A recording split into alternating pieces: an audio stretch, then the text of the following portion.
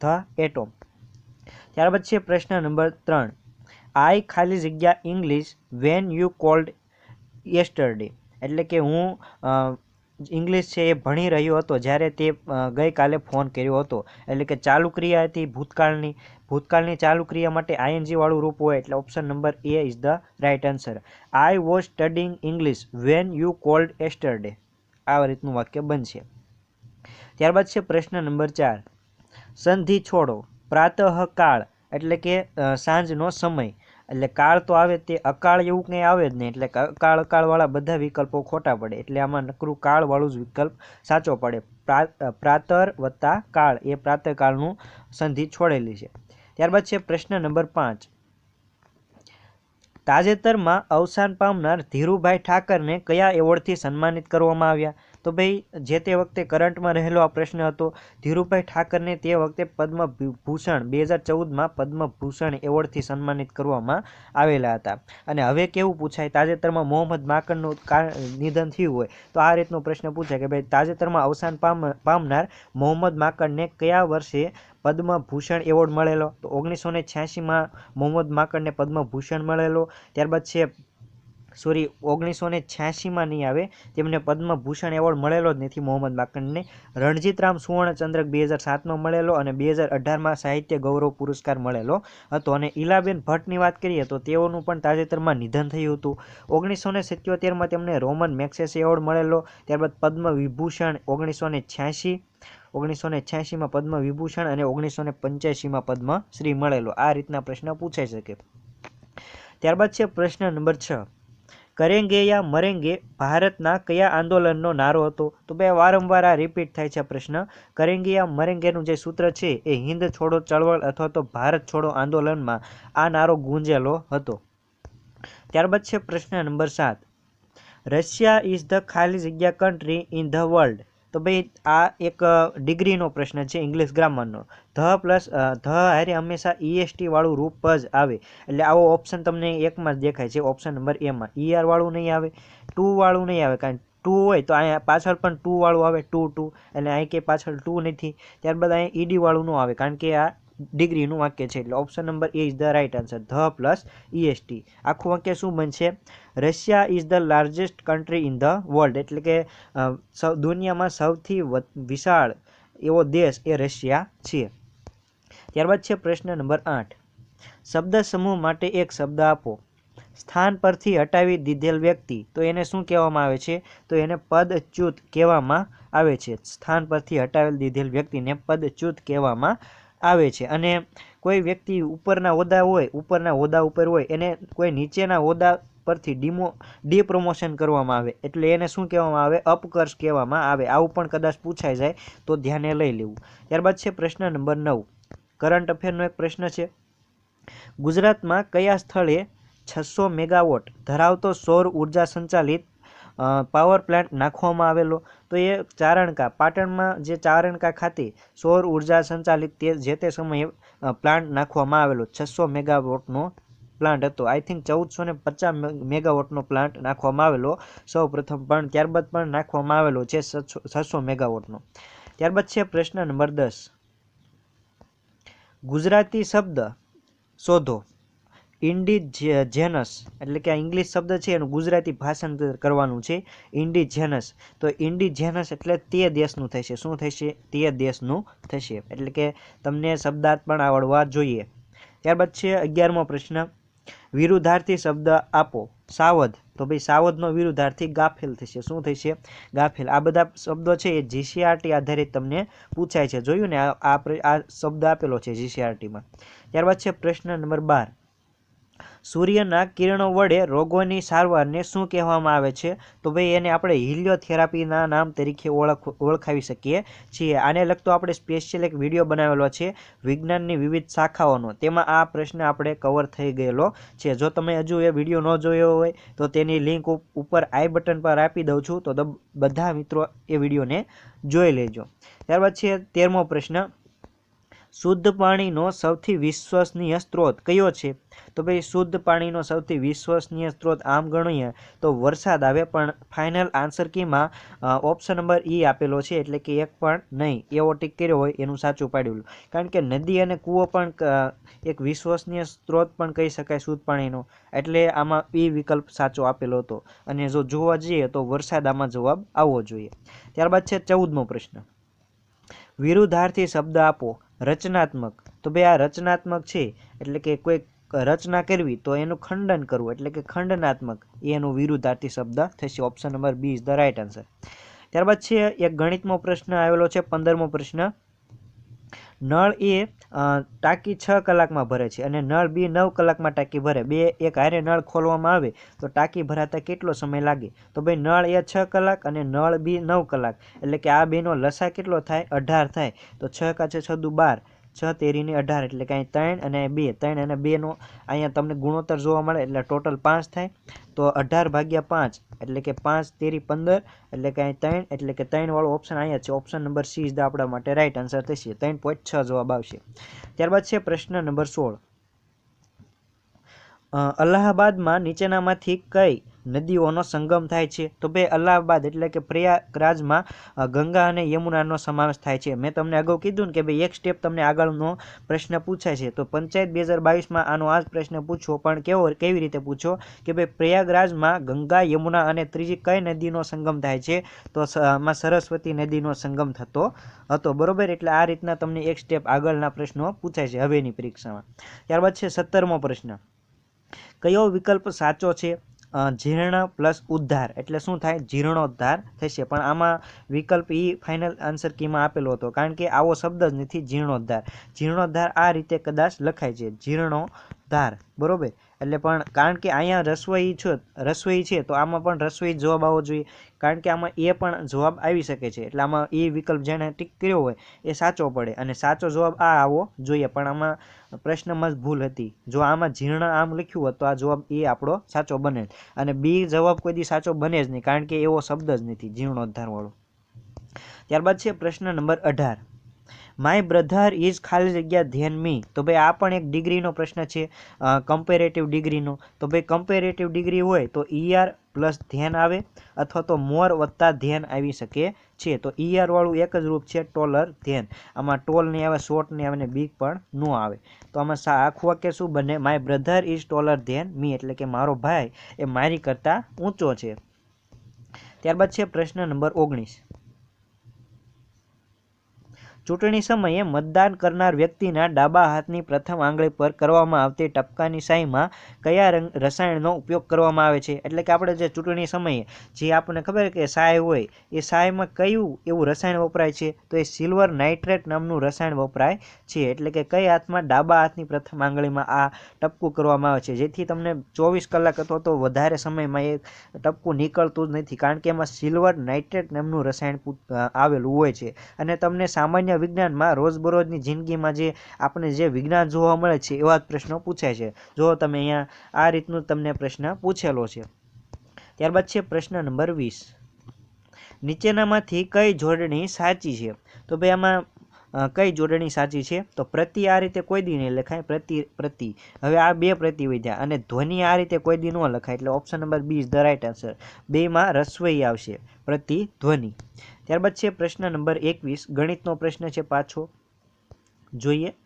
650 metre લાંબી train 72 kilometre પ્રતિ કલાકની ઝડપે ગતિ કરી રહી છે, અને તે 750 મીટર પ્લેટફોર્મ લાંબુ કાપતા કેટલો સમય લાગે?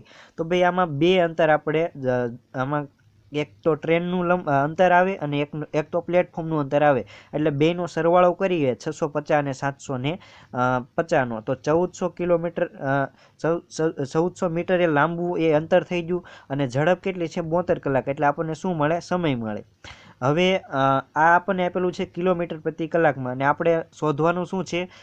મીટર સેકન્ડમાં તમને બધા જવાબ આપેલા છે, એટલે આપણે મોટામાંથી નાના તરફ જવું છે, એટલે 18/5 કરવું પડે. તો 18 ચોક 72 થાય, તો 4 પંચા 20, એટલે કે 20 થાય. હવે આપણે આગળ જોઈએ, 1400 ભાગ્યા આપણે 20 કરીએ, નેક્સ્ટ સ્ટેપ. તો અહીંયા મીંડું મીંડું ગયું અને 7 દુ 14 એટલે આમાં 70 જવાબ આવે એટલે option number she is the આપણા માટે રાઈટ આન્સર થશે. ત્યારબાદ છે પ્રશ્ન નંબર 22. સેનામાં ઓછું મનોબળ ધરાવતા વ્યક્તિઓનું કામ નથી. તો ભાઈ ઓછું મનોબળ, કેવું મનોબળ? ઓછું મનોબળ એટલે કે પરિમાણવાચક આ વિશેષણ છે એટલે આપણો રાઈટ આન્સર થશે ઓપ્શન નંબર સી, ઓછું. ત્યારબાદ છે પ્રશ્ન નંબર 23. નદી અને તેના બંધ વિશે પૂછવામાં આવેલો પ્રશ્ન છે કે ભાઈ ધરોઈ ડેમ કઈ નદી પર બાંધવામાં આવેલો છે? તો ભાઈ આ ધરોઈ ડેમ છે એ સાબરમતી નદી ઉપર બાંધવામાં આવેલો છે. ત્યારબાદ છે પ્રશ્ન નંબર 34. યુ વિલ ખાલી જગ્યા અ ટિકિટ બાય ધ મેનેજર. તો ભાઈ બાય પ્લસ ભાઈ એટલે કે પેશિવ વોઇસનું આ વાક્ય રચના છે એટલે આમાં ભૂતકાળનું કોઈ વાક્ય આવે પૂર્ણ ભૂતકાળનું, તો આમાં ગીવ્સ એ વર્તમાન કાળનું છે એટલે એ નીકળી જાય, આર વાળું પણ નીકળી જાય અને વિલ આરે હંમેશા બીજ આવે, વિલ બી પ્લસ ભૂતકૃતને એટલે option number A is the આપણા માટે રાઈટ આન્સર થશે. આખું વાક્ય શું બનશે? You will be given a ticket by the manager. ત્યારબાદ છે પ્રશ્ન નંબર 25.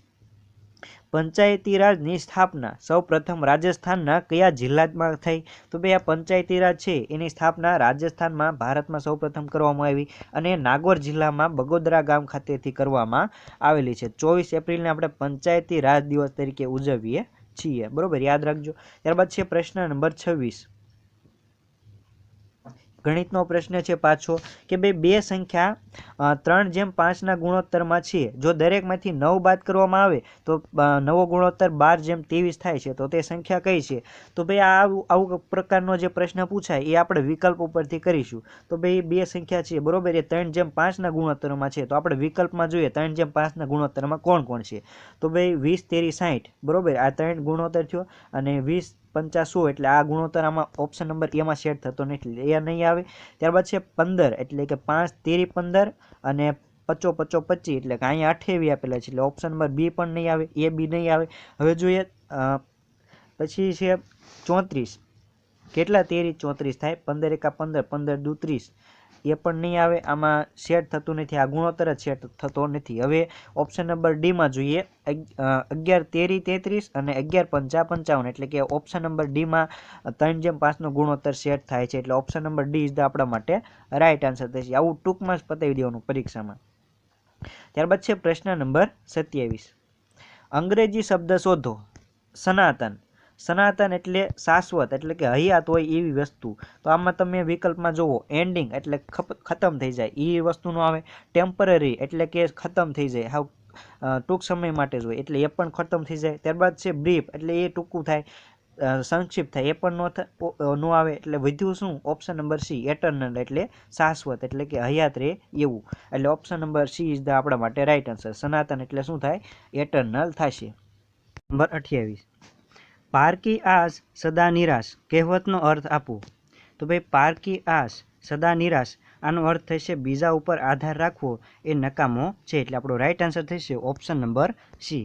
ત્યારબાદ જોઈએ પ્રશ્ન નંબર 29. ગણિતનો પ્રશ્ન છે કે ભાઈ એક ટીવીની કિંમત 20% જેટલી ઘટાડવામાં આવી છે. જો તેને તેની મૂળ કિંમત જેટલી કરવી હોય તો તેની કિંમતમાં કેટલા ટકાનો વધારો કરવો પડશે, બરોબર. તો આમાં જોઈએ એક ટીવીની કિંમત 20% જેટલી ઘટાડવામાં આવે એટલે દાખલા તરીકે આપણી મૂળ કિંમત 100 રૂપિયા હોય, હવે એના 20% આપણે ઘટાડો કરીએ 20% તો આપણે 80 રૂપિયા થયા. તો 80 રૂપિયા આપણે ઘટાડો કર્યો, બરોબર, મૂળ કિંમત જેટલી કરી નાખી. હવે એની કિંમતમાં આપણે ફરીથી કેટલા ટકાનો વધારો કરવી તો 100 પૂગે. તો ભાઈ આ 80 છે એના કેટલા ટકા બરાબર, આમાં 20 આપણે એડ કરવી ત્યારે 100 થાય ને 80માં, તો 80ના કેટલા ટકા આપણે કરીએ તો આપણે 20 મળે. તો 20, બરોબર, એટલે આ રીતનું થશે 20 ગુણ્યા 100 છેદમાં 80, 20 ચોક 80 અને 100ના 4 ભાગ એટલે 25%. એટલે આપણો રાઈટ આન્સર થશે ઓપ્શન નંબર સી 25%.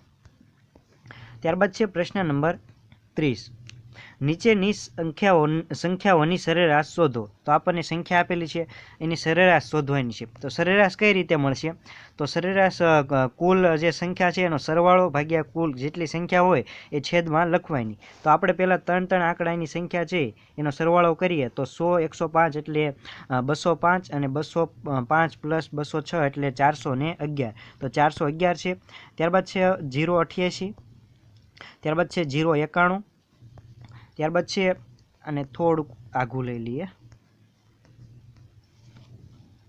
ત્યારબાદ છે 20, 88 આવી ગયા. ત્યારબાદ છે 0, 73 અને આ 20 અને આ 5, 25 બરોબર. 5, 8, 8 દુ 16, 17, 18, 18નો આઠડો વધી 1, 28, 28નો આઠડો વધી 2 અને 6, 688 છે. હવે 688 ને કેટલી સંખ્યા છે? 1, 2, 3, 4, 5, 6, 7 ને 8, એટલે 688 ભાગ્યા 8 કરવાના. 8, 88, 64 બરોબર, એટલે 4 છે સુધી. પછી 8, 6, 48 એટલે અહીંયા 86 જવાબ આવશે. એટલે આપણો રાઈટ આન્સર થશે ઓપ્શન નંબર એ 86. કુલ સંખ્યા છે એનો સરવાળો કરવાનો, ભાગ્યા જેટલી સંખ્યા હોય એને છેદમાં લખી દો એટલે આપણો જવાબ આવી જશે. ત્યારબાદ છે પ્રશ્ન નંબર 31. શું કહે છે કે ભાઈ બીજા વિશ્વયુદ્ધનો સમયગાળો કયો હતો? તો ભાઈ બીજું વિશ્વયુદ્ધ છે એ આપણું જે ભારત આઝાદ થયું 1947 એના 2 વર્ષ પહેલાં થયું હતું, એટલે કે 1945માં. એટલે કે એનો સમયગાળો શું છે? તો 1939થી 1945 સુધીનો બીજા વિશ્વયુદ્ધનો સમયગાળો છે. ત્યારબાદ છે પ્રશ્ન નંબર 32. શબ્દ સમૂહ માટે એક શબ્દ આપો. માત્ર એક જ સત્તાધીશ વ્યક્તિ દ્વારા પોતાની ઈચ્છાનુસાર ચાલતો વહીવટ, તો એને શું કહેવામાં આવે છે? તો એને સરમુખત્યારશાહી કહેવામાં આવે છે. એટલે કે એક જ વ્યક્તિ તાનાશાહ કરતો હોય એને સરમુખત્યારશાહી કહેવામાં આવે છે. આપણે જોઈએ ને કે ભાઈ ઉત્તર કોરિયામાં જે પીએમ છે કિંગ જોન ઉન, એ અત્યારે તાનાશાહ એટલે કે સરમુખત્યારશાહી ત્યાં આપણને જોવા મળે છે. એટલે કે એક જ વ્યક્તિ જેમ કે એના એમ બધી પ્રજાને કરવાનું. આપણે સારું છે, લોકશાહી છે એટલે. ત્યારબાદ છે પ્રશ્ન નંબર 33. તરણેતરનો મેળો કયા મહિના? ભાદરવા ચોથ, પાંચમ અને છઠ એમ 3 દિવસ આ તરણેતરનો મેળો આપણને સુરેન્દ્રનગર જિલ્લા ખાતે ભરાતો જોવા મળે છે. ભાતીગળ મેળો છે. ત્યારબાદ છે પ્રશ્ન નંબર 34. સંધિ છોડો યુધિષ્ઠિર. તો ભાઈ યુધિષ્ઠિરની સંધિ આપણે છોડીએ તો યુધિ વત્તા સ્થિર એવું થાય, એટલે શિરવાળા ઓપ્શન નીકળી જાય. આ સ્થિર આ રીતે ન લખાય, સ્થિર આ રીતે લખાય છે. યુધિમાં દીર્ઘઈ નહીં આવે, રસ્વઈ આવશે. એટલે આપણો રાઈટ આન્સર થશે ઓપ્શન નંબર સી, યુધિષ્ઠિર, એટલે આ રીતે લખાય છે. ત્યારબાદ છે પ્રશ્ન નંબર 35. મહાન સમ્રાટ અશોક કયા વંશનો હતો? તો ભાઈ અશોક છે એ મૌર્ય વંશનો શાસક હતો. કયા વંશનો શાસક હતો? તો મૌર્ય વંશનો શાસક હતો.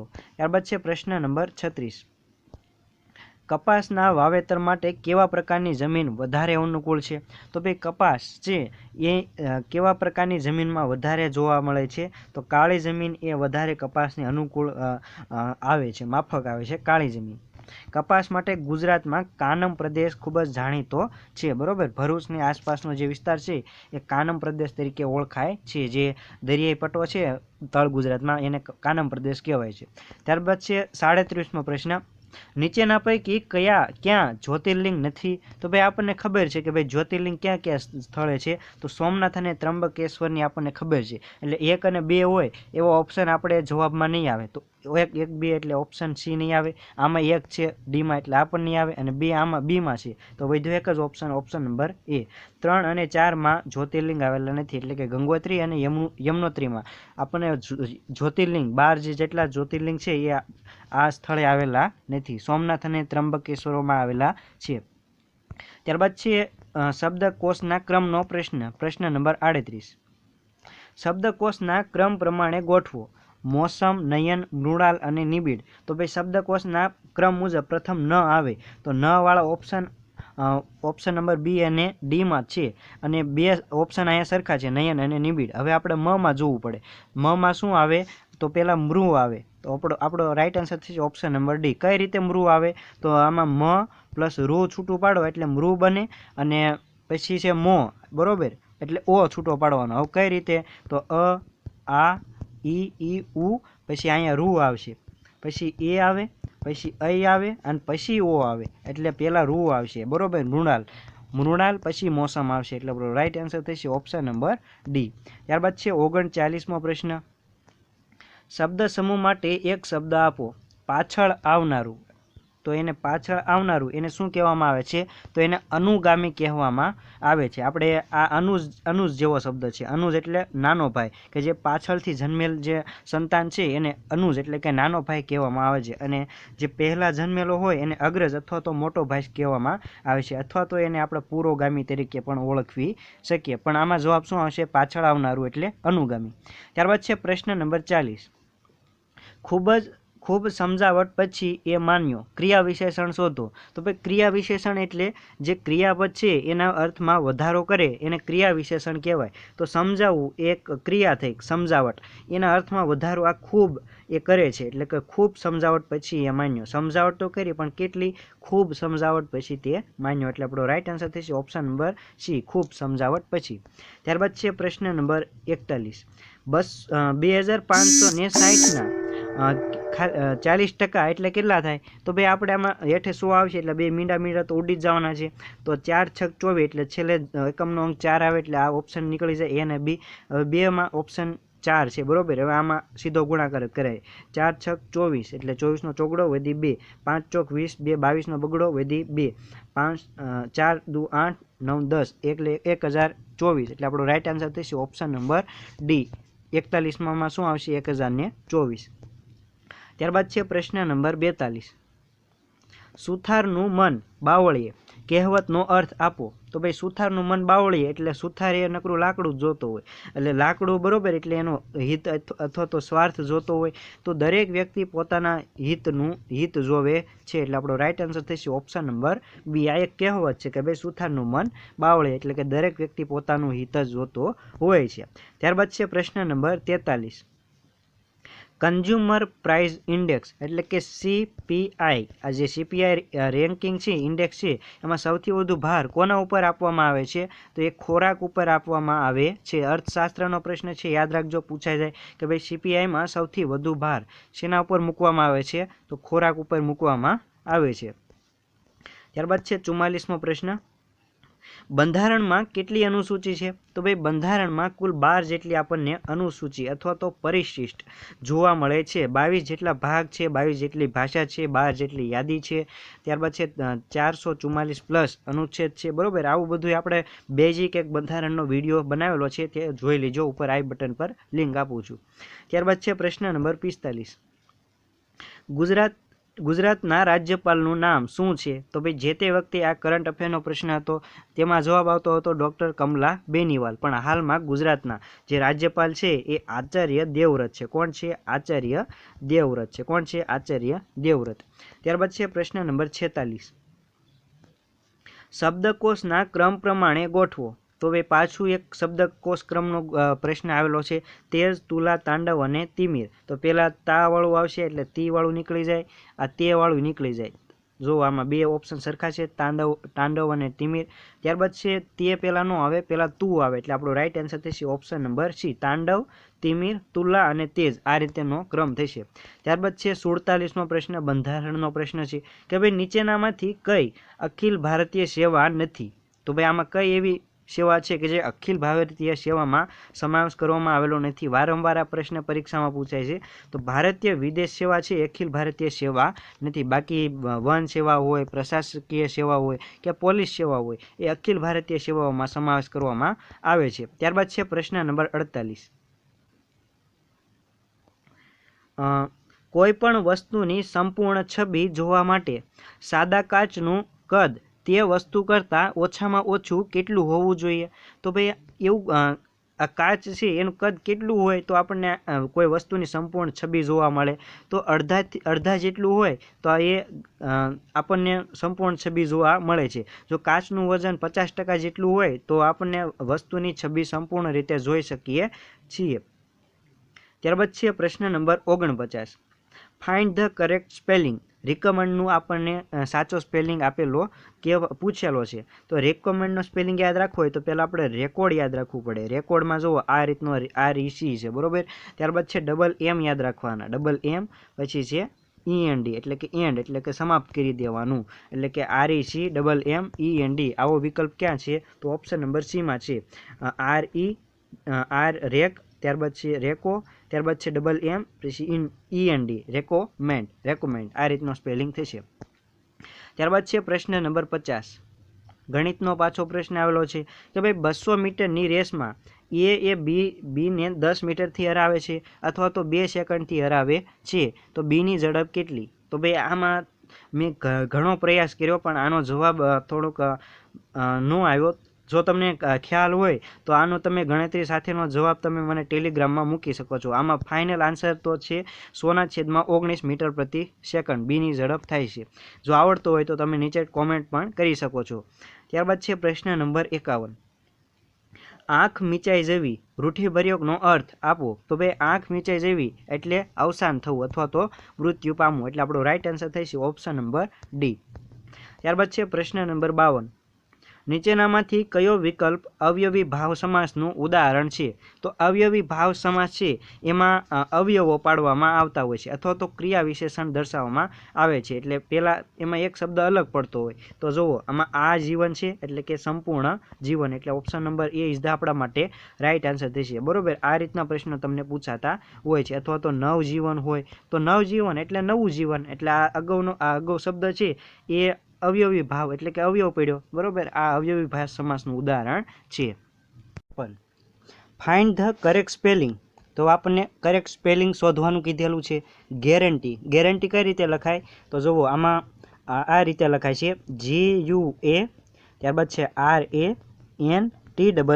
આ રીતે ગેરંટી લખાય છે. તો આપણો રાઈટ આન્સર થશે ઓપ્શન નંબર ડી, ગેરંટી. આ રીતે લખાય છે, યાદ રાખજો, અગત્યનો પ્રશ્ન છે.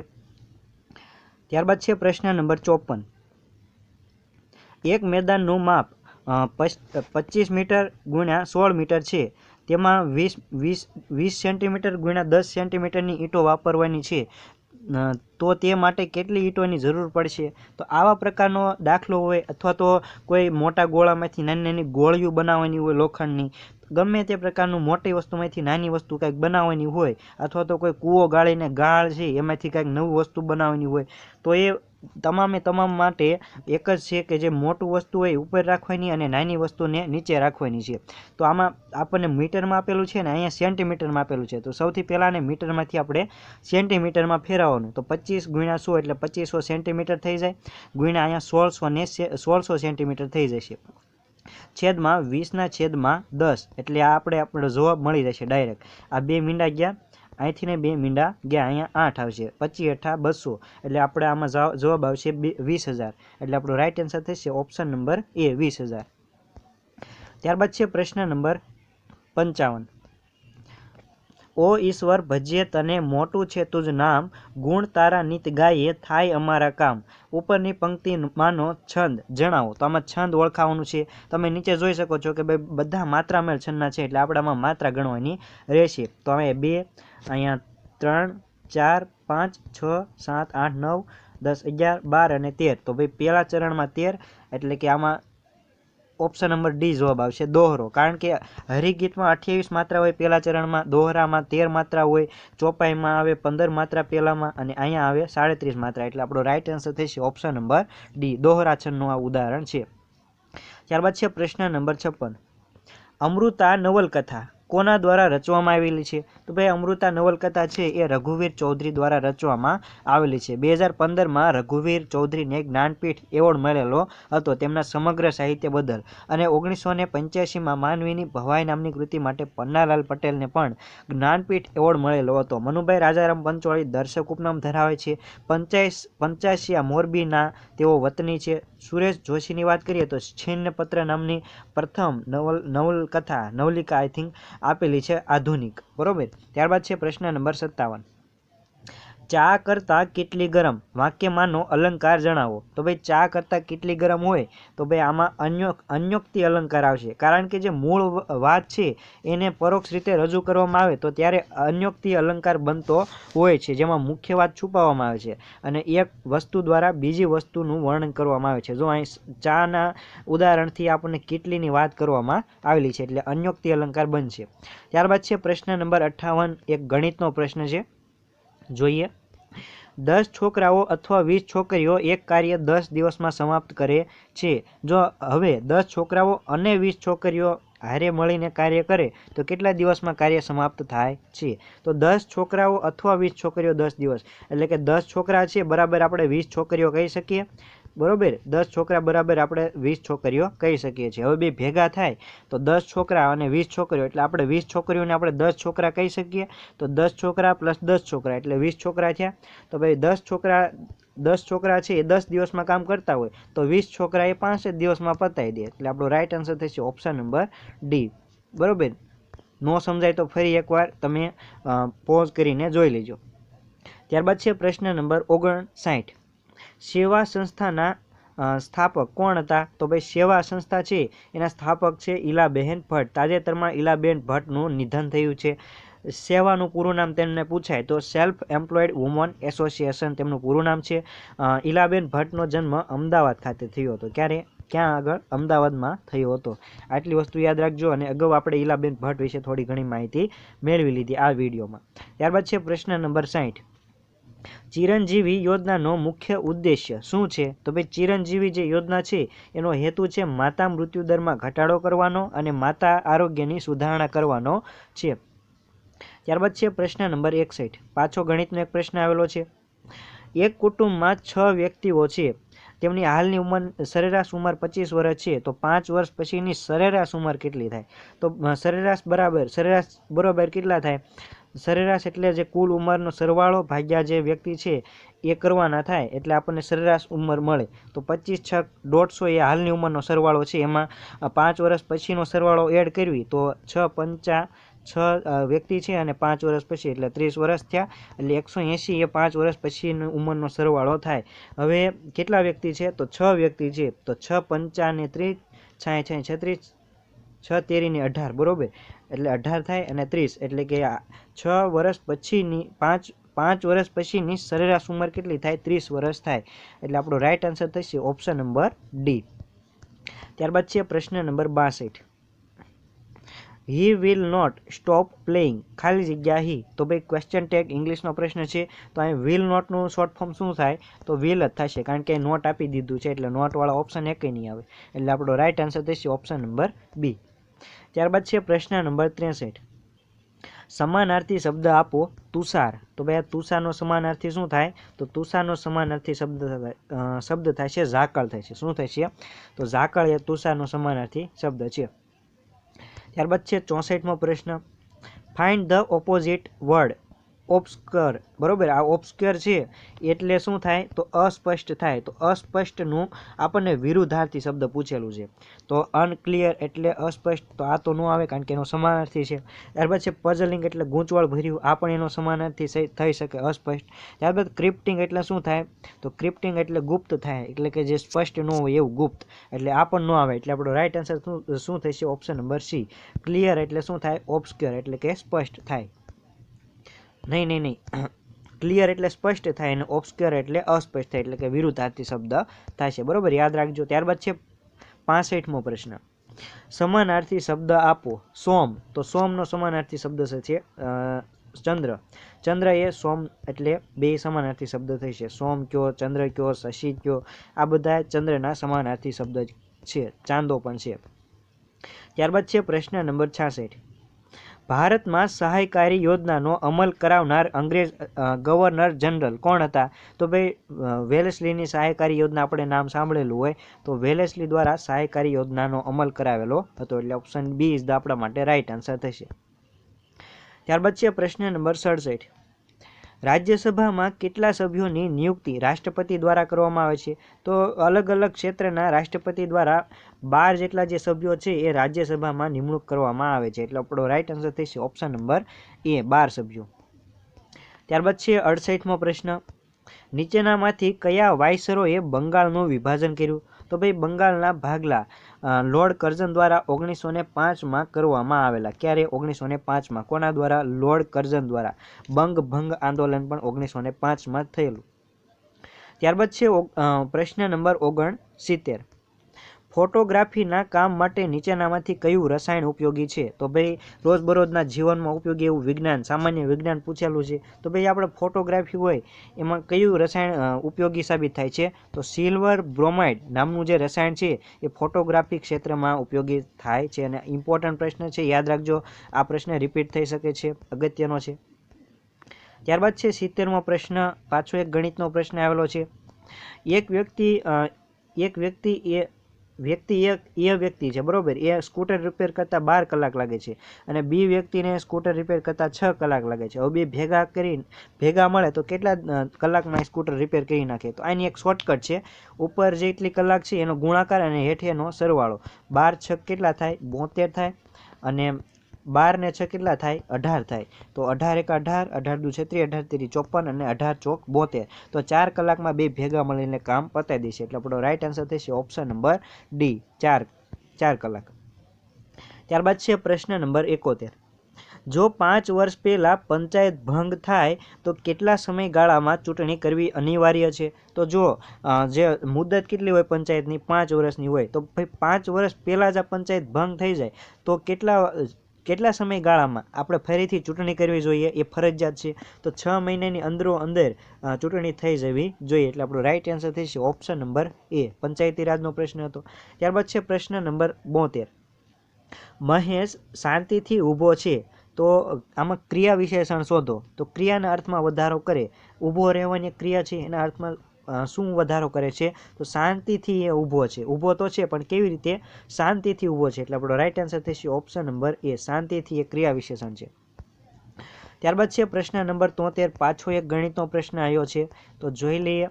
જો એક મકાન, બરોબર, એક મકાન 50,000 રૂપિયામાં વેચતા 20%નું નુકસાન થાય તો તેની મૂળ કિંમત કેટલી થાય? તો 50,000, બરોબર, આ 50,000 છે એનો 20% નુકસાન થાય તો 20% નુકસાન એટલે 80% થયા. આ 80% એટલે 50,000. તો મૂળ કિંમત કેટલી હોય? 100%. તો 100% એ કેટલા? તો 50,000 ગુણ્યા 100 ભાગ્યા 80, બરોબર. આપણે ગણવી દાખલો, 50,000 ગુણ્યા 100 ભાગ્યા 80. આ મીંડું ગયું, આ મીંડું ગયું. આ હવે સેદો ઉડાડવાના. 8 8 પંચા 40, 8 6 48, એટલે 6 ભાગેલો 2 વધ્યા એટલે 8 દુ 16, બરોબર, 4 વધ્યા. ત્યારબાદ છે 8 પંચા ને 40. આ મીંડું ગયું. હવે આ મીંડું અહીંયા આવ્યું, આ બે મીંડા, એટલે કે 62,500 જવાબ આવશે. એટલે આમાં ઓપ્શન નંબર બી જવાબ આવશે, 62,500 રૂપિયા એ મૂળ કિંમત છે મકાનની. ત્યારબાદ છે પ્રશ્ન નંબર 74. યુ ખાલી જગ્યા literature before you move to Allahabad, બરોબર. આ સંયોજકથી એક વાક્ય જોડાયેલું છે અને આ ભૂતકાળનું વાક્ય છે. તો અહીંયા આપણને પૂર્ણ ભૂતકાળનું વાક્ય જોવા મળશે. એટલે આઈએનજી વાળું નહીં આવે, કારણ કે હેડ પ્લસ બી ના, હેડ પ્લસ ભૂતકૃદંત જ આવે અહીંયા. ત્યારબાદ છે યુ હારે કોઈ દી હેવ નો આવે, બરોબર. યુ હેવ બીન, આ નહીં આવે, કારણ કે હેવ નો આવે, હેડ બીન પ્લસ ભૂતકૃદંત આવે. હેવ બીન ભૂતકૃદંત કોઈ દી નો આવે, હેડ બીન ભૂતકૃદંત આવે. એટલે ઓપ્શન એ નો આવે. ત્યારબાદ છે આ તો ભાઈ એક્ટિવ વોઇસની વાક્ય રચના થઈ, તો અહીંયા બીન તો કોઈ દી નો આવે, બરોબર. એટલે આપણો રાઈટ આન્સર થશે ઓપ્શન નંબર એ, હેડ સ્ટડીડ. આખું વાક્ય શું બનશે? You had studied literature before you move to Allahabad. ત્યારબાદ છે પ્રશ્ન નંબર 75. ગુજરાત રાજ્યના પ્રથમ મુખ્યમંત્રી કોણ હતા? તો ભાઈ ગુજરાતના પ્રથમ મુખ્યમંત્રી ડૉક્ટર જીવરાજ નારાયણ મહેતા હતા. અમરેલીમાં તેમનો જન્મ થયો હતો, બરોબર, અમરેલીના હતા. અને ગાંધીજીના અંગત ડૉક્ટર એવા ડૉક્ટર જીવરાજ નારાયણ મહેતા હતા. અને ગુજરાતના જે બીજા મુખ્યમંત્રી હતા એ બળવંતરાય મહેતા હતા. કોણ હતા? બળવંતરાય મહેતા. સૌરાષ્ટ્રના પ્રથમ પૂછે તો ઉચ્છંગરાય ઢેબર હતા. ત્યારબાદ છે પ્રશ્ન નંબર 76. છે મતવાલી નથી નમાલી નવ લોહીની લાલી, બરોબર. વાક્યમાં અલંકાર જણાવો. તો ભાઈ આમાં બધી તમને શબ્દ અરે પ્રાસ બેહાર્યો એવું લાગે. મતવાલી, નમાલી, લાલી, આમાં શબ્દ અરે પ્રાસ બેસે છે, એટલે શબ્દાનુપ્રાસ અલંકાર કહી શકાય. અને આને વર્ણાનુપ્રાસ પણ અલંકાર પણ કહી શકાય છે. એટલે ઓપ્શન નંબર બી અને સી બે આના માટે યોગ્ય જવાબ રહેશે. એટલે કે બેમાંથી એક ટીક કરો તો સાચું પડે. ત્યારબાદ છે પ્રશ્ન નંબર 77. ઉડતા વિમાનની ઊંચાઈ માપવા માટે કયા સાધનનો ઉપયોગ થાય છે? તો ભાઈ ઉડતું જે વિમાન હોય એની ઊંચાઈ માપવી હોય તો કયા સાધનનો ઉપયોગ થાય છે? તો એ ઓલ્ટિમીટર નામના સાધનનો ઉપયોગ થાય છે. મોસ્ટ ઇમ્પોર્ટન્ટ પ્રશ્ન છે. આવનારી દરેક સ્પર્ધાત્મક પરીક્ષામાં આ પ્રશ્ન રિપીટ થઈ શકે છે. જો ઉડતું વિમાન હોય એની ઊંચાઈ માપવી હોય તો ઓલ્ટિમીટર નામના સાધનનો ઉપયોગ થાય છે. યાદ રાખજો ખાસ. ત્યારબાદ છે પ્રશ્ન નંબર 78. કંકુના પગલાં કરવા રૂઢિપ્રયોગનો અર્થ આપો. તો ભાઈ લગ્ન કરવા, તો ભાઈ ખોટી વાત છે. પગે કંકુનો કલર કરવો, આ પણ ખોટું છે. ત્યારબાદ છે વડીલોના આશીર્વાદ લેવા, આ પણ ખોટું છે. આગમનથી ઘરને સુખી કરવું એટલે શું થાય? કંકુના પગલાં પાડવા, આગમનથી ઘરને સુખી કરવું. 79. કેટલા સેન્ટીગ્રેડ તાપમાને પાણીની ઘનતા સૌથી વધુ હોય છે? તો ભાઈ 4°C જેટલું તાપમાન હોય, ઉષ્ણ તાપમાન, ત્યારે પાણીની ઘનતા સૌથી વધારે આપણને જોવા મળે છે. યાદ રાખજો, અગત્યનો પ્રશ્ન છે. ત્યારબાદ છે પ્રશ્ન નંબર 80. ઇંગ્લિશ ગ્રામરનો પ્રશ્ન છે કે ભાઈ ધ વોલ ખાલી જગ્યા બાય ધ મેશન, એટલે કે અહીંયા પેસિવ વોઇસની વાક્ય રચના છે એટલે ભૂત કૃદંત બરોબર આવશે, એટલે બિલ્ડ્સ નો આવે એટલે ઓપ્શન અહીંયા નીકળી ગયો, બિલ્ડિંગ નીકળી ગયું. ત્યારબાદ છે ઈટ ધ વોલ એટલે શું થાય? ઈટ, અને ઈટ આરે એમિઝાર આવે એટલે કાંઈ સીમાં પણ નથી, અહીંયા એમિઝાર છે પ્લસ બિંગ પ્લસ ભૂતકૃદંતનું રૂપ અને પેસિવ વોઇસની વાક્ય રચના, એટલે option number B is the આપણા માટે રાઇટ આન્સર થશે. The wall is being built by the mason, આ રીતનું વાક્ય થશે. ત્યારબાદ છે પ્રશ્ન નંબર 81. કનૈયાલાલ મુનશી દ્વારા નીચેનામાંથી કઈ નવલકથા રચવામાં આવી હતી? તો ભાઈ કનૈયાલાલ માણેકલાલ મુનશી દ્વારા ગુજરાતનો નાથ નામની નવલકથા રચવામાં આવેલી, એટલે option number A is the આપણા માટે રાઇટ આન્સર થશે. પાટણની પ્રભુતા હોય, ગુજરાતનો નાથ હોય, જય સોમનાથ હોય, વેરની વસુલાત હોય, આવી બધી ઘણી બધી ઐતિહાસિક નવલકથા કનૈયાલાલ માણેકલાલ મુનશી દ્વારા આપવામાં આવેલી છે. કનૈયાલાલ મુનશીને લગતો આપણે સ્પેશિયલ એક વિડીયો બનાવેલો છે, એની બારો ક્લાસ 3માં એક પણ પ્રશ્ન બહાર નહીં જાય, એ વિડીયો ઉપર આઈ બટન પર લિંક આપું છું, બધા જોઈ લેજો. ત્યારબાદ છે પ્રશ્ન નંબર 82. જ્યાં જ્યાં નજર મારી ઠરે, આ પ્રખ્યાત પંક્તિ કયા કવિની છે? તો ભાઈ કવિ સુરસિંહજી તખ્તસિંહજી ગોહિલની, કવિ કલાપીની આ પંક્તિ છે કે ભાઈ જ્યાં જ્યાં નજર મારી ઠરે, યાદી ભરી ત્યાં આપની, એ પંખી ઉપર પથ્થરો ફેંકાતા ફેંકાઈ ગયો, આવા કલાપી ઘણી સરસ રચના આપેલી છે. સુરતાની વાડીનો મીઠો મોરલો કયો, પ્રણય અને અશ્રુના કવિ કયો, એ કવિ કલાપીની વિશેષતા છે. કાશ્મીરનો પ્રવાસ હોય, ખૂબ જ અગત્યની એવી રચનાઓ આપેલી છે. ત્યારબાદ છે 83મો પ્રશ્ન કે ભાઈ ગુજરાત સાહિત્ય અકાદમીની સ્થાપના કોના દ્વારા કરવામાં આવી છે? તો સાહિત્ય અકાદમી એ ગુજરાત સરકાર દ્વારા સ્થાપવામાં આવેલી છે. ગાંધીનગર ખાતે સાહિત્ય અકાદમી આવેલી છે. ત્યારબાદ છે પ્રશ્ન નંબર 84. નીચેનામાંથી સૂર્યમાં શું છે? તો ભાઈ આ સૂર્યમાં ન્યુક્લિયર ફ્યુઝન, ના એ ન્યુક્લિયર ફ્યુઝન નથી, ન્યુક્લિયર ફ્યુઝન અને ન્યુક્લિયર ફ્યુઝન બંને નથી, માત્ર ને માત્ર ન્યુક્લિયર ફ્યુઝન છે. ન્યુક્લિયર ફ્યુઝન છે. શું છે?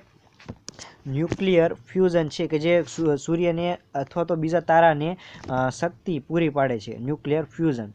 ત્યારબાદ છે પ્રશ્ન નંબર 85. સંધિ જોડો. હૃદય વત્તા ઐક્ય એટલે શું થાય? આમાં જુઓ, ઐક્ય બરાબર ય માંથી આવશે, આ જે છે અય બરાબર એ ય માંથી આવશે, એટલે આમાં દ માંથી નો આવે, આમાં તો એવું કઈ છે નહીં, અહીં નથી, એટલે option number B is the આપણા માટે રાઈટ આન્સર થશે. હૃદય ઐક્ય એ હૃદય પ્લસ ઐક્યનું સંધિ થશે. ત્યારબાદ છે 86મો પ્રશ્ન. ફાઇન્ડ ધ ઓપોઝિટ મેનિફેસ્ટ, એટલે કે મેનિફેસ્ટનું આપણને વિરુદ્ધાર્થી શબ્દ પૂછેલું છે.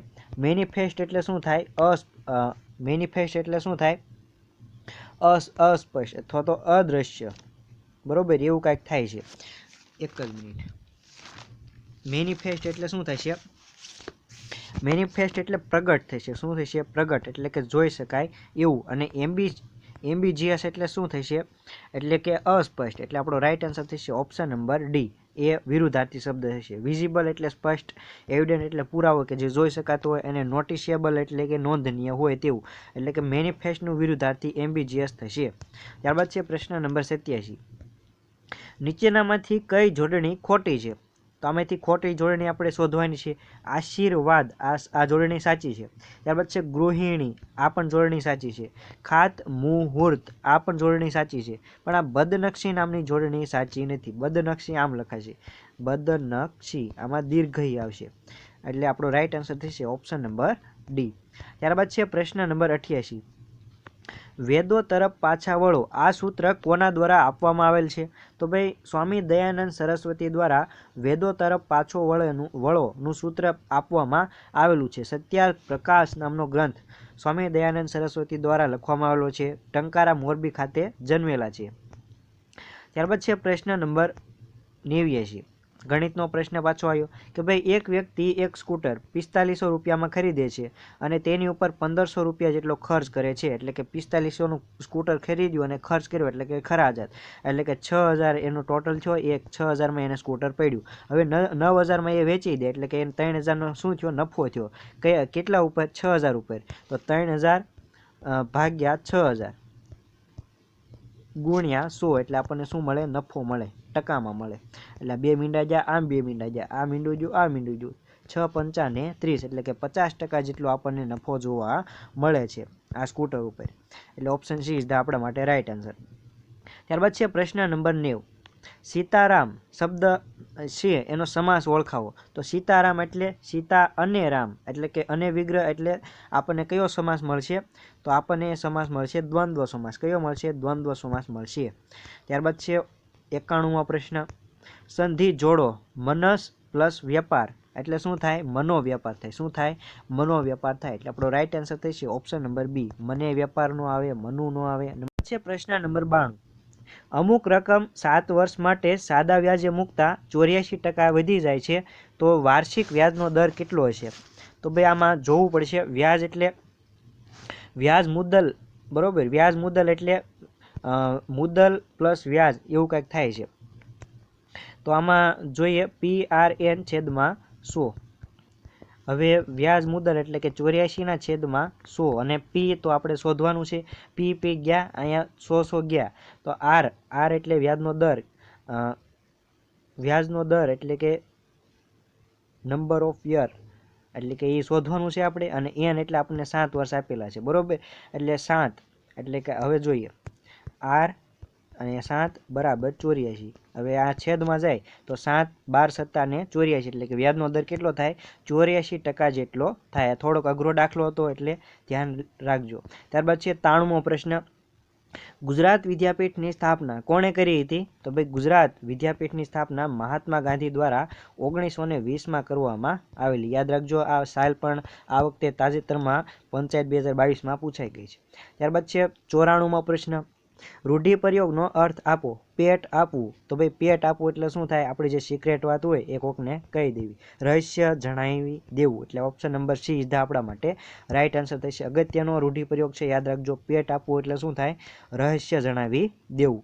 ત્યારબાદ છે 95મો પ્રશ્ન, સાપના ભારા કૃતિનું સ્વરૂપ જણાવો. તો ભાઈ સાપના ભારા એ ઉમાશંકર જોશી દ્વારા લખવામાં આવેલી છે. એકાંકી છે. શું છે? એકાંકી છે. એટલે આપણો રાઈટ આન્સર થશે ઓપ્શન નંબર બી. GCRT જો તમે સાહિત્યકાર વાંચ્યા હોય તો આવડી જાય, ઇઝી છે. ત્યારબાદ છે પ્રશ્ન નંબર 96, ગુજરાતનો છેલ્લો રજપૂત રાજા કોણ હતો? તો ભાઈ ગુજરાતનો છેલ્લો રાજપૂત રાજા કર્ણદેવ વાઘેલા હતો. કોણ હતો? કર્ણદેવ વાઘેલા. ત્યારબાદ છે પ્રશ્ન number 97, I have sum studied ખાલી જગ્યા પરફોર્મ, બરોબર. તો આમાં આપણને પાર્ટિસિપલ કીધેલું છે. ડ્યુટીઝ એટલે કે એક ક્રિયાપદ આપ્યું હોય તો આ બીજું પરફોર્મ, બીજું ક્રિયાપદ કેવું આવે? ટુ પ્લસ મૂળ રૂપ વાળું ક્રિયાપદ આવે. એટલે option number B is the આપણા માટે રાઈટ આન્સર થશે. ત્યારબાદ છે પ્રશ્ન નંબર 98, નીચેનામાંથી કયું અંગ લોહી શુદ્ધિકરણમાં મોટો ભાગ ભજવે છે? તો ભાઈ કિડની છે એ લોહી શુદ્ધિકરણ માટે ખૂબ જ મહત્વનો ભાગ ભજવે છે. અને લોહીનું પરિભ્રમણ આપણા શરીરમાં કોણ કરાવે છે? તો હૃદય કરાવે છે. પમ્પિંગનું એક કાર્ય કરે છે હૃદય. ત્યારબાદ છે પ્રશ્ન નંબર 99, છંદ આપેલો છે, ઇન્દ્રપ્રસ્થજનો આજે વિચાર કરતા હતા, એક બાબતને માટે શંકા સૌ ધરતા હતા, ઉપરયુક્ત પંક્તિનો પ્રયોજાયેલો છંદ જણાવો. તો ભાઈ આપણને બધા એક છંદ આપેલા છે. શાર્દુલ વિક્રી તો 19 નો હોય એટલે 19 તો આમાં દેખાતા વધારે અક્ષર દેખાય છે. મંદાક્રાંતા પણ 17 નો હોય કારણ કે અહીંયા તમને 30 થી વધારે દેખાય છે. ઇન્દ્રવર્જા પણ નહીં આવે. હવે અનુષ્ટુપ આમાં જવાબ આવશે. અનુષ્ટુપમાં પહેલા જે ચરણ છે એમાં 5મો 6ઠો અને 7મો અક્ષર છે એ લઘુ ગુરુ ગુરુ હોય. તો આ લઘુ ગુરુ અને ગુરુ આ 5મો 6ઠો અને 7મો અક્ષર છે એટલે આપણને ખબર પડી જાય કે ભાઈ અનુષ્ટુપ છંદ છે. અને છેલ્લો અને અઘરો પ્રશ્ન છે, જીપીએસસી લેવલનો પ્રશ્ન છે.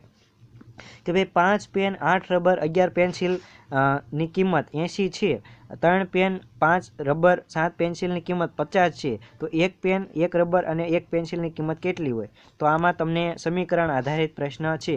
તો જે પેન છે એને આપણે x કહી દઈએ, રબરને y કહી દઈએ અને પેન્સિલને z કહી દઈએ. તો 5x plus 8y plus 11z બરાબર 80 થાય. કેટલા થાય? 80. અને 7x પ્લસ 7x નહીં, સોરી, આમાં થોડીક ભૂલ થઈ જાય એવું લાગે છે, એક જ મિનિટ હો. હા, કે ભાઈ 3x plus 5y plus 7z બરાબર 50. હવે આપણે એક્સ વાય અને ઝેડ ખાલી શોધવાનું છે એક એક રબર, એટલે આપણે આને સરખું કરવું હોય તો આપણે આને ગુણવા પડે. તો અહીંયા 5ને આપણે 2 વડે ગુણીએ તો 10 થઈ જાય, અને 3ને આપણે 3 વડે ગુણીએ એટલે 9 થઈ જાય. એટલે આપણે આ પહેલા સમીકરણને 2 વડે ગુણશું અને બીજા સમીકરણને 3 વડે ગુણશું.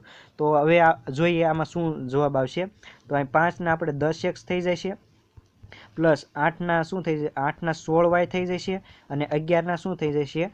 તો 11 દુ 22 ઝેડ થઈ જશે બરાબર 80ના કેટલા થઈ? ડબલ થઈ જશે 160. ત્યારબાદ છે આના 3 ગણા આપણે કરવાના. 3 તેરી 9x થઈ જશે, પ્લસ 5 તેરીને 15y થઈ જશે, પ્લસ 7 તેરીને 21 ઝેડ થઈ જશે 21 ઝેડ, અને 5 તેરીને 15 એટલે કે 150 થઈ જશે. એટલે કે 160માંથી આપણે 150 બાદ કર્યો એટલે આપણને જવાબ શું મળશે? માત્ર ને માત્ર 10 મળશે. જો અહીંયા બધાની બાદબાકી થઈને x y ને z જ ખાલી વધશે, એટલે આમાં 10 જવાબ આવશે. એટલે આપણો રાઈટ આન્સર થશે ઓપ્શન નંબર એ. બરોબર છે. થોડુંક અઘરું પેપર હતું મિત્રો. આ હતો આજનો વિડીયો. કેવો લાગ્યો આજનું પેપર? જો તમને પેપર ગમ્યું હોય તો આ વિડીયોને મેક્સિમમ લોકો સુધી શેર કરજો, કારણ કે આ રીતનું પેપર કોઈ સોલ્વ કરાવતું નથી. બરોબર, આમાં મેં ગણિત સારી રીતે સોલ્વ કરાવ્યું છે, ઇંગ્લિશ સારી રીતે સોલ્વ કરાવ્યું છે, ગુજરાતી વ્યાકરણ સારી રીતે સોલ્વ કરાવ્યું છે. આખું પેપર તમને સારી રીતે સોલ્વ કરાવેલું છે. તો ગમ્યું હોય તો વિડીયોને લાઇક કરો, વધુમાં વધુ મિત્રોને શેર કરો. નવા વિડીયોમાં મળીએ, ત્યાં સુધી મળીએ. જય હિન્દ, જય ભારત, વંદે માતરમ.